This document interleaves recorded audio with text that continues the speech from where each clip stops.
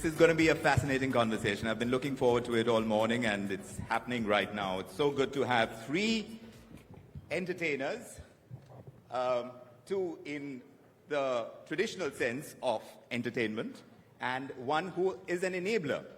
But all three of them are in India for the first time, and we're talking about culture, the business of entertainment in a global paradox.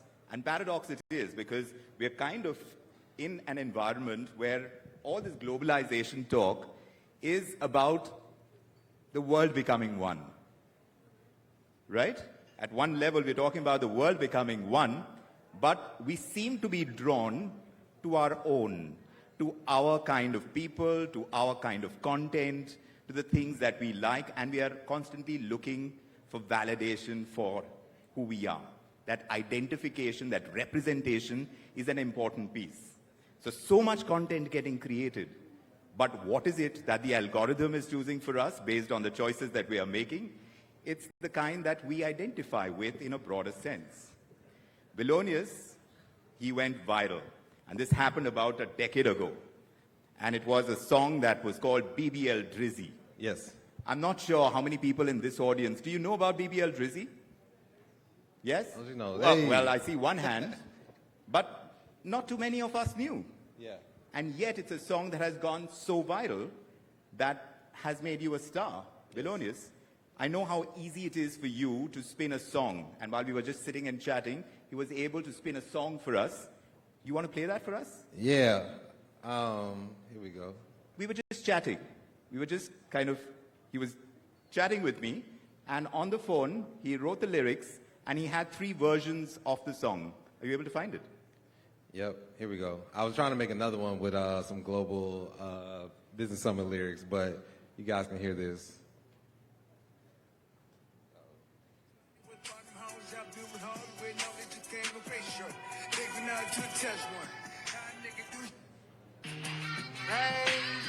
The second version. Yeah, so it took about 30 seconds to make using AI, and yeah, I was able to make that song in the backstage. I'm fascinated by how simple this entire process is. To create content is easy. Now, getting people to consume it, is that the tough part? What did it take to make BBL Drizzy the viral song that it became? Willonius first. Yeah, so, well, BBL Drizzy happened, for those that don't know, it's a song that was inspired by Drake, the famous Canadian rapper. He got into a beef with another rapper. The rapper said that Drake had fake abs, and he started calling him BBL Drizzy. And then, so I took that, used AI, made a song about it, and it went like super viral. So the process is pretty simple, just writing the lyrics and then using prompts to create the song. So that's fascinating. I mean, it can be as easy as that to go viral, and sometimes you really don't know what it's going to take to make so many people watch and appreciate it and share it. But Gina, you've been out there. Sweden, you are a big star, I understand. You're a TV presenter, you do comedy, you do all kinds of things as an entertainer. But tell me what it takes to widen your audience base. Because we know you only through what I've been told that you're a huge Swedish star. Yeah. Everyone in Sweden knows you. Yeah. So how you broaden your like the people who know you? How do you widen that audience? Or do you even want to? I've never thought about it in that way. For me, it has always go down to what do I want to create and what story do I want to tell. And it doesn't matter if I'm in music or in, like I've released a book, I'm writing my second book right now. It's always about, and you talked about this in the beginning, because I never felt represented as a kid. And Why not? Because I was a Palestinian girl who grew up in Sweden, in the north of Sweden. There wasn't a lot of representation or people that looked like me in the industry or in the media in general. And I remember my dad telling me that, I said that I wanted to be in the entertainment industry. And he said, yeah, but Gina, you're Palestinian. People like you, you know, they will never let you be there. And I was like, why not? Why can't someone like me be on the magazines or on TV or make music and create art? And I think that for me, it was always about how can I create a space where I'm able to exist in the world. Wow. And that is very, very powerful. And I think a lot of people today, there's so much focus on going viral, and I think that is one thing. But if you are truly an artist, or you're creating from another space of wanting to exist, that is it comes from another part. It's almost, it's a spiritual thing, I think. So that's a primal need. Yeah, for me, that is the prime thing. Like, how can I create stuff that I feel is aligned with who I am and how I want to be in the world? Because I want to be a full human being. How can I create the space where that is allowed? Stefano, you're in the business of giving people like her a voice. People who feel underrepresented, unrepresented. You have a platform for podcasts. And this is essentially for the MENA region. It's still restricted because there is a certain cultural similarity in the Middle East, North African region. Is that something that you were gunning for? Because it's still creating a niche of a kind. Great question. To be honest, I think it's shifting aligned with how the media landscape is going and where we're heading as consumers, right? We're more and more in the need of authentic, real, raw, and genuine narratives. And this goes hand in hand with the ability of people like Gina to share their stories and build their own communities of their sort. And we've seen that. We've seen the power of podcasting. We've seen the power of how it has the ability to influence an election. We've seen the power of how it has the ability to get and amplify the voices to as many channels as possible and enable repressed stories, enable underrepresented communities to feel connected. And in a way, if you look at it, it's sort of a bridge, right? It's a cultural bridge that is merging these communities across global audiences with their cultural norms and with stories that they resonate from. And so going back maybe to your initial question, is it restrictive? I think more than ever, even governments are realizing that if they don't enable communities and if they don't enable the creation of specific stories and if they don't allow that within we operated in one of the most difficult countries and one of the most difficult and censored markets globally. But that has shifted. Governments are working hand in hand with creators to allow them to shed light on their stories. And that for as long as we can remember, that wasn't the case. Because I think they realize that if they don't do that, the world is heading there regardless, and they need to be forward thinkers with the world and with where the landscape is heading. Is that really happening according to Willonius? Because a lot of people will say that in America, a lot of people are very insular in that sense, because it's such a large country. They are caught up in everything that is around them, and that pretty much can be said about many people around different parts of the world, because the hyper-local cultures are that much more prominent. To break away from that and say, let me introduce you to something that you haven't heard, haven't seen. Sometimes you don't have the bandwidth for it. Can it really happen where you're talking about the world is one? Is that something that we are even gunning for? Like Stefano is saying, it's what governments want and they see the world going towards. But is the world really going towards it? I would like to think so, but I think it's definitely important for us to just be taking in new experiences and try to, as much as we can, have empathy for everybody and their experiences throughout the world, throughout our communities. But I would just hope that we were saying backstage, I'm a glass half full type of dude. So, life is definitely full. It's yin and yang. So there's going to be good and bad. You can't really have, one without the other. But, Sure. I definitely, I think that amidst all the things that are happening in the world, I think that we're going to see positive things come out of it. So you're seeing good people creating good content. Do Yeah. you agree? Yeah. Is that really happening? Because you'll have all kinds of actors out there. Yeah. You may be well-meaning, and your reality is your reality, and you want to put it out there. Someone else might think that's not good reality, and that's not my version of it, and doesn't even want to be exposed to it. Yeah. Should they be? this is human life. This is the human experience. You have to be able to hear other people's stories, other people's perspectives that you don't agree with. This is life.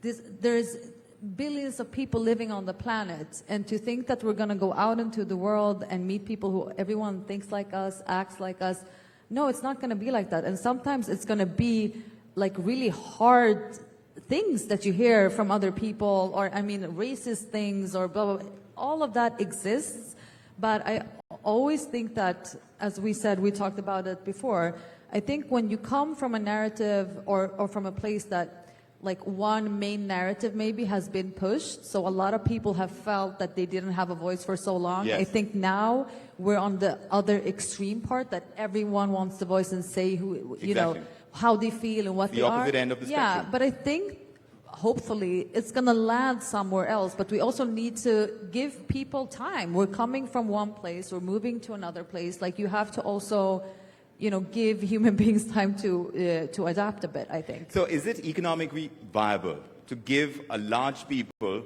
a voice? You're in the business of doing it, right, Stefano?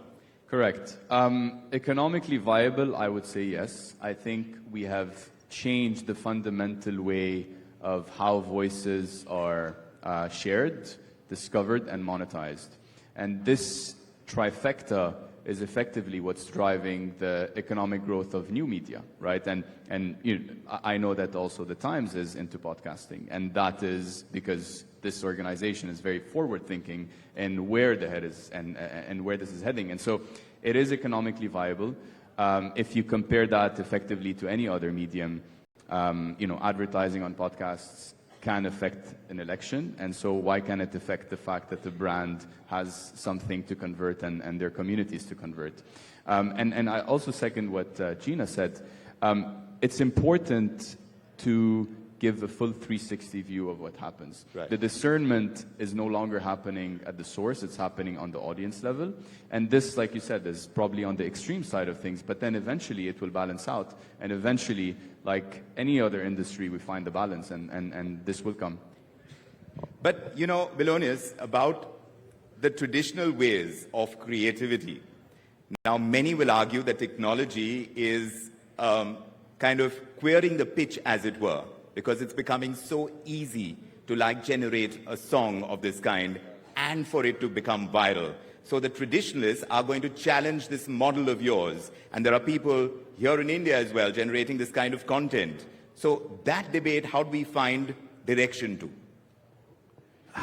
Man, you know, I just feel that like people have to adapt. Like, I think that traditional people that like to make art a certain way, that'll still exist. Like, it's like I liken it with like a handcrafted shoe. Like, there's some people that's just like, I just want that because I know somebody took their time and did it that way. But, you know, with these tools now, anybody can become an artist. You know what I'm saying? Like, I know there's tons of people that have poetry books and just, they love to write, and they was like, I just want to hear my music sung, you know? And I don't have the money to go to a studio or, you know, pay thousands of dollars, but I would, now with these tools, I can make a Motown song. I can make, you know, these books that my grandmother left me, I can turn that into music, beautiful music. So for me, I feel very empowered with these tools, but I know there's going to be pushback because some people just, they don't want to let go of the way things used to be. Right. Yeah. No, but for people like you who are using tools that are out there with AI, you're going to have that much more as it develops further.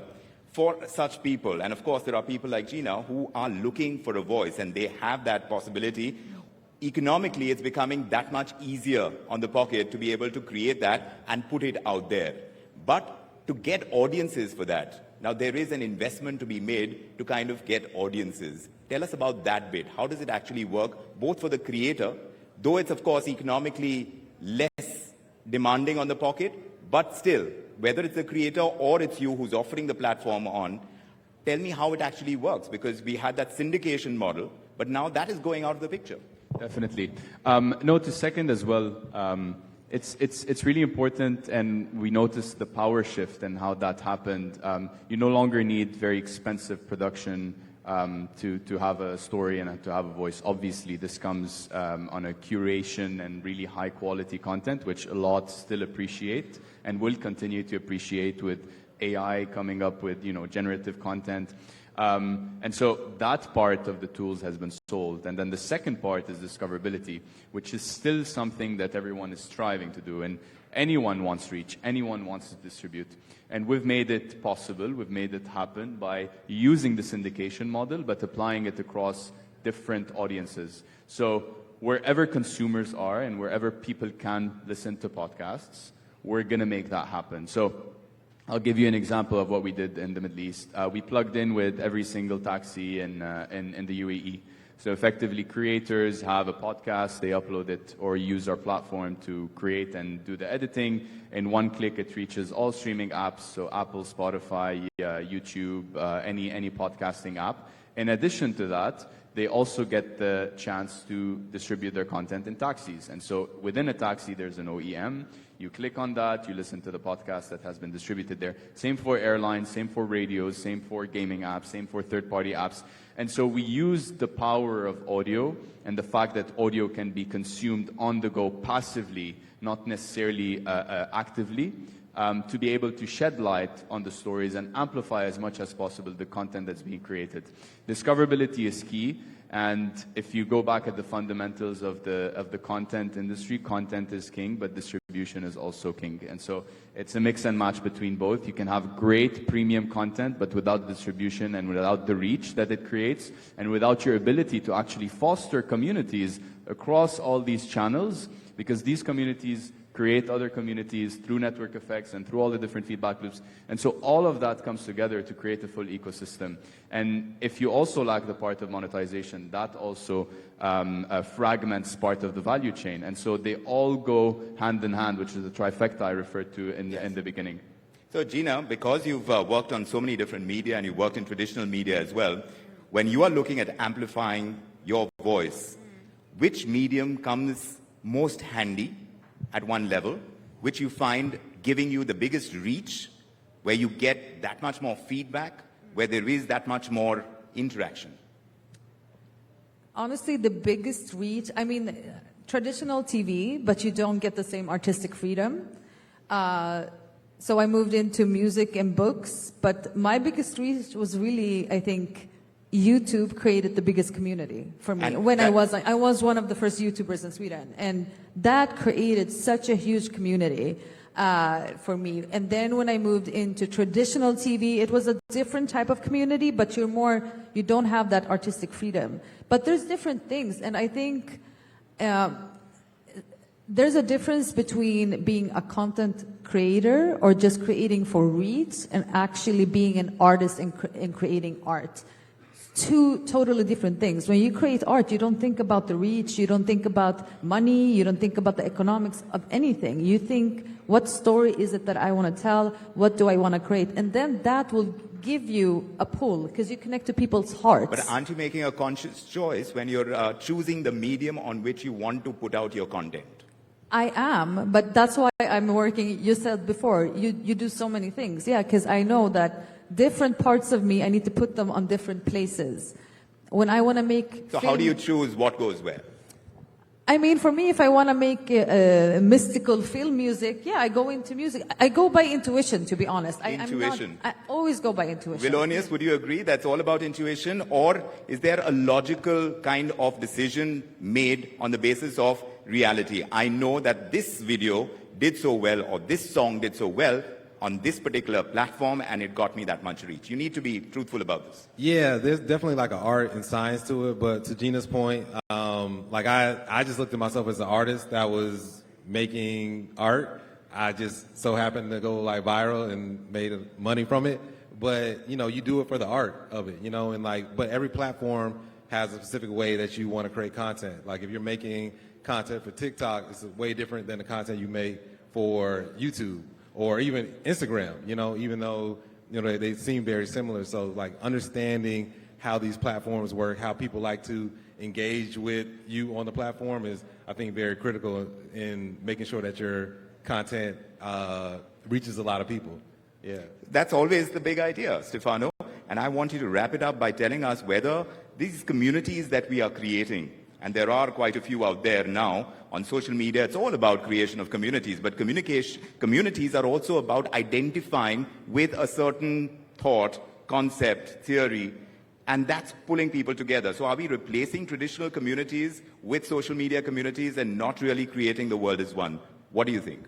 I think they're effectively reinforcing themselves. And to everyone's point, our role and our mission is to make sure that creators only focus on the content and getting the best stories possible out there, and we will make sure that this is being reached and this is being monetized as much as possible, and this is reaching their communities. And so, back to your point, they are feeding into each other.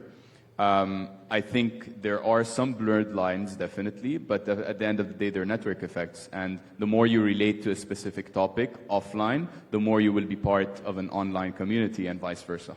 So among the biggest trends, and just to kind of give us a little deeper understanding of what works and what doesn't, because that's always the question when it comes to content. Be authentic. Authentic. And we hear a lot of that. We hear it so much that we've forgotten what it means. What does it mean to be authentic, Gina? Dig deep in yourself and dig deep and see, what story do I want to tell? What is important to me? What do I love? What am I naturally drawn to? And I think that will resonate with people. Go inside. Don't look outside. Go inside. Well, that's really, do it. It do it for the sounds likes. fascinating. And that's exactly what Willonius was telling me offline as well. But we've had an instance where a popular YouTuber, he's got into trouble because perhaps, and you could argue, that he went outside his accepted kind of image in the mind of his audience. And he was on a stand-up comedy show, where he believes that he was making an error of judgment, but people thought he really crossed the line. Does that happen a lot, Stefano? To be honest, we haven't seen that happen in the region, because people have linked their voice with their identity, and in a way, it's also an art more than a science, right? There's no real answer to it. It's more of learning from what the community wants and really being adaptive to the trends. We've seen stories come out, and we've seen a lot of different communities being shaped around these stories. So there is no right answer. Yes. There is no right and wrong. It's all about adapting to this new medium, because everyone is adapting. New media is adapting, traditional media is adapting, and everyone's shaping that new form in a way or another. And so I think the healthy communities coming and opposing each other is a healthy trend that we're seeing, that is going to help where the media landscape is heading to. So these are the conversations we want to see a lot more of, and perhaps this is the kind of scenario that we live in, where more and more of these interactions and open interactions are happening. At one level, Gina says that you need to kind of be authentic, be yourself, but sometimes you are in the business of traction. You want to be able to put your voice out there because you're seeking that much more for yourself in terms of fame or whatever else. And there's nothing wrong with that either. It's just that technology is making that possible. And I think it's different things. If you are a seeker of attention, then you can look at it and you can make a plan on how to reach attention. But if you want to actually make an impact and reach, and you do that not by being strategical, you reach people's hearts. And that is something you can't buy, you can't plan, either you have it or you don't. I'm sorry. That's fascinating. Thank you. This has been a most fascinating discussion. Unfortunately, we're out of time, but we'd love to carry on these conversations, and they will be available outside as well. Do interact, do keep these conversations going, because that's what the idea is, isn't it? Whatever platform, and this is a great platform to have it on. Thank you to all three of you. Thank you for joining us.